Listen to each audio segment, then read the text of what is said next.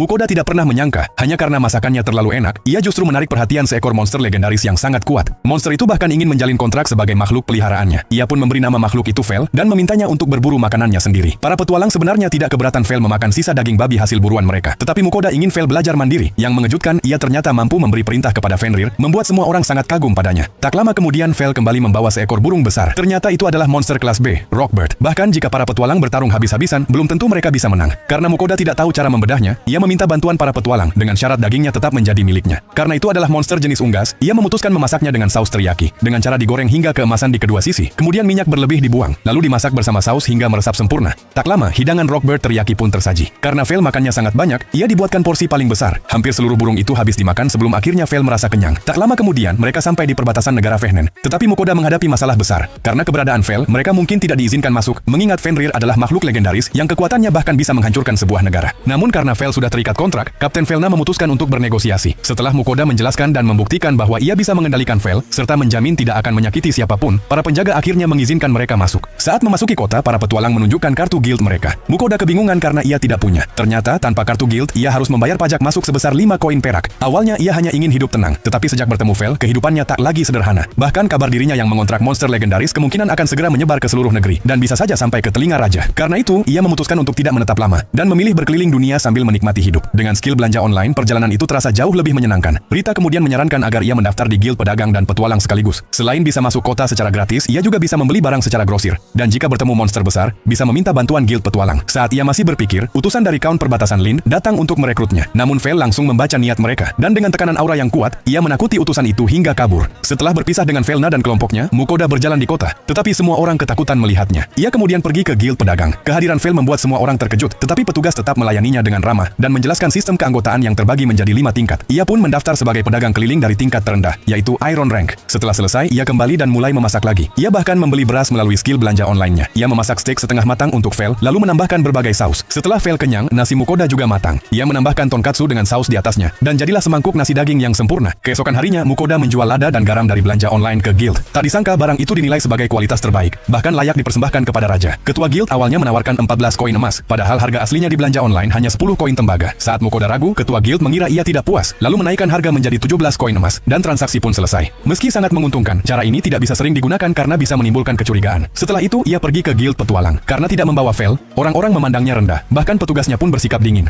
Namun akhirnya ia tetap berhasil mendapatkan kartu guild dan langsung mengambil misi pengumpulan tanaman obat. Saat pulang, Vel kembali meminta makan. Ia ingin saus steak sebelumnya, tetapi ditolak karena Mukoda ingin mencoba masakan lain yang lebih enak. Kemudian ia mencoba melihat status Vel dan terkejut melihat hasilnya. Ternyata nilai atribut Vel hampir semuanya sudah mencapai batas maksimum.